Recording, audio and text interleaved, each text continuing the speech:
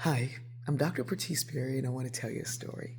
So, I was at this event and I saw this woman who looked like family. And I said to her, "Oh my gosh, you look like one of my sisters."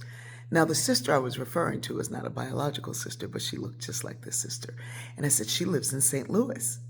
And I told her where she was from originally, and she was like, "Well, no, we're not related." And I said, "Well, how come?" She said, "Because I'm from Delaware." Stop playing.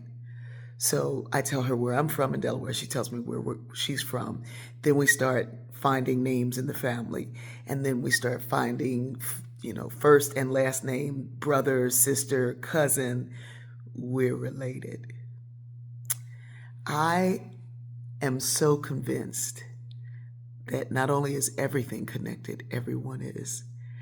A few days ago, I was talking to one of my other sisters and I was looking at something and I saw this picture of a famous person and their mother looked exactly like my friend's mother who I was talking to.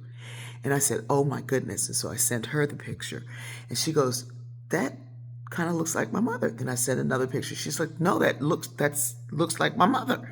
So she sends me a message later that night because she's a genealogist as well. And she says, "That's my mother's 14th cousin."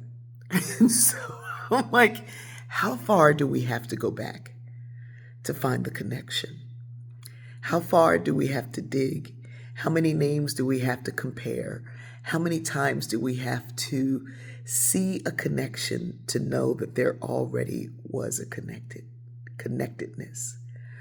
We are all connected, whether we know it or not, whether we find the space or not, whether we find the point, the 6 degrees, the 2 degrees, the 1 degree.